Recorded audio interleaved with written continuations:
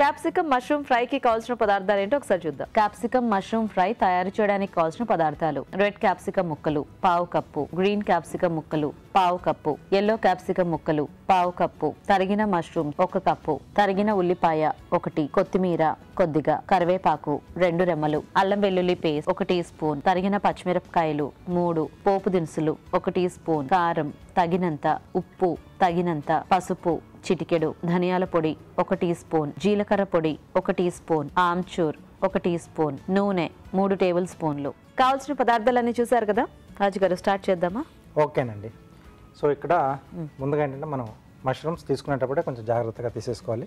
So ఫ్రెష్గా ఉన్నాయి తీసుకొని సో కొంచెం గోరువెచ్చటి నీళ్ళలో కాస్త మనం కడిగేసుకొని వాడుకోవాలండి. ఇక్కడ క్యాప్సికమ్ కూడా అంటే మనకు అందుబాటులో ఉంటే 3 రకాల్లో కానీ మనకు దొరికిన రకాల్లో అన్ని వాడేసుకోవచ్చు. లేదంటే మనం రెగ్యులర్గా చేసుకునే ఈ గ్రీన్ క్యాప్సికమ్ తోటి మనం డిష్ తయారు చేసుకోవచ్చు. సో ఫస్ట్ స్టవ్ ఆన్ చేసేసుకున్నామండి. సో ఆయిల్ ఇస్తారా? ఆయిల్. సో ముందుగా పోపు దినుసులండి, జీలకర్ర ఆవాలు. సో పప్పుల పోపు ఏం వాడట్లేదు ఇక్కడ. కొంచెం అంటే ఈ కాంబినేషన్ కి పప్పులు అంత బాగోదేమో. బాగుండదు. ఇవి కొంచెం ఆవాలు వేగిన తర్వాత ఉల్లిపాయ ముక్కలు, సో దీంతో పాటే పచ్చిమిరపకాయలు. ఓకే.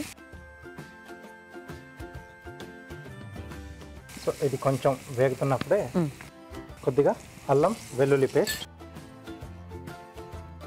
కరివేపాకు. లేదా పేస్ట్ రూపంలో కాకుండా చిన్న చిన్న ముక్కలుగా మనం అల్లం వెల్లుల్లి తరిగి కూడా యాడ్ చేస్తాం, ముక్కలుగా కూడా వేసుకోవచ్చు. అవును. సో ఇది కొంచెం వేగిన తర్వాత అంటే అల్లం వెల్లుల్లి పేస్ట్ కొంచెం ఆ పచ్చివాసన పోయిన తర్వాత ఓకే క్యాప్సికమ్ ముక్కలు, రెడ్ క్యాప్సికమ్, గ్రీన్ క్యాప్సికమ్, అలాగే ఎల్లో క్యాప్సికమ్. సో ఇక్కడే సీజనింగ్ కూడా చేసుకున్నాం. సో ఉప్పు సరిపడా,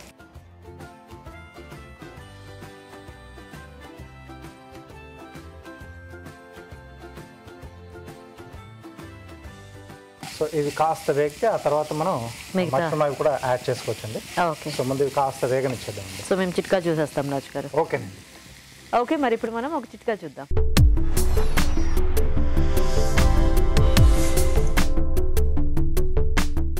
ఇప్పుడు మీకోసం మొదటి చిట్కా.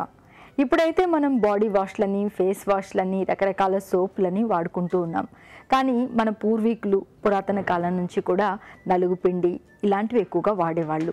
ఇప్పుడు కూడా బాగా శీతాకాలంలో ఉన్నాం కాబట్టి ఈ చలికి నలుగుపిండి ఎక్కువగా వాడుకున్నట్లయితే చర్మానికి ప్రయోజనాలు ఎన్నో ఉన్నాయి. చర్మం డ్రై అయిపోకుండా ఉంటుంది, మంచి మాయిశ్చర్తో ఉంటుంది. మరి నలుగుపిండి చాలా రోజుల పాటు ఫ్రెష్గా ఉండాలి అంటే మాత్రం అందులో ఎండబెట్టిన వేపాకుల్ని పొడి చేసి ఆ పొడి కలిపి ఉంచుకుంటే చాలా రోజుల పాటు ఫ్రెష్గా ఉంటుంది. చిట్కా చూసారు కదండి. ఓకేనా రాజు గారు? ఓకేనండి. సో ఇంకొంచెం వేగాలి మనకు.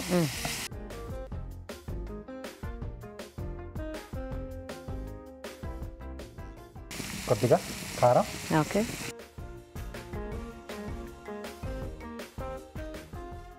అలాగే కొంచెం పసుపు అండి.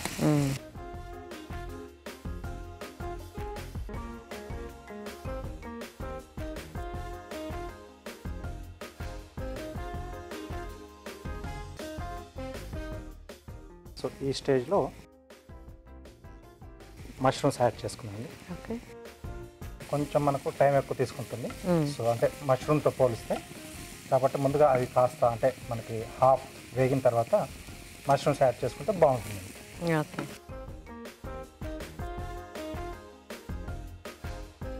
సో కాసేపు మూత పట్టేసి మగ్గిచ్చేద్దామండి. ఓకే రాజు గారు, చూద్దామా రాజు గారు? ఓకే.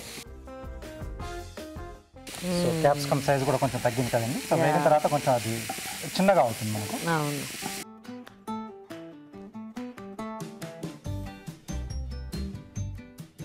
సో దీంట్లో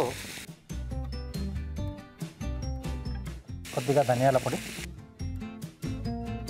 కొద్దిగా జీలకర్ర పొడి, కొద్దిగా ఆమ్చూర్ అండి.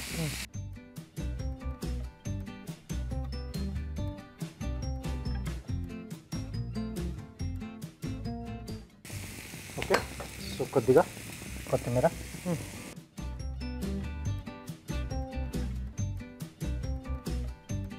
So అయిపోయినట్టేనా actually?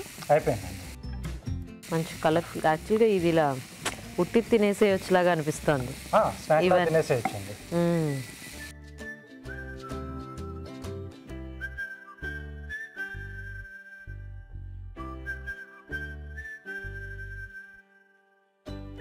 సో వేడివేడిగా capsicum mushroom fry ready. So మరి ఫ్రై రెడీ అయిపోయిందండి. టేస్ట్ చూసే ముందు తయారీ విధానం ఇంకొకసారి చూద్దాం. క్యాప్సికమ్ మష్రూమ్ ఫ్రై తయారు చేసే విధానం: ఒక పాన్ లో నూనె వేసి పోపు దినుసులు, ఉల్లిపాయ ముక్కలు, తరిగిన పచ్చిమిరపకాయలు, అల్లం వెల్లుల్లి పేస్ట్, కరివేపాకు వేసి వేయించాలి. దీనిలో రెడ్ క్యాప్సికమ్ ముక్కలు, గ్రీన్ క్యాప్సికమ్ ముక్కలు, ఎల్లో క్యాప్సికమ్ ముక్కలు, ఉప్పు, కారం, పసుపు వేసి వేగనివ్వాలి. తర్వాత మష్రూమ్స్, ధనియాల పొడి, జీలకర్ర పొడి, ఆమ్చూర్ వేసి మరి కాస్త వేగనివ్వాలి.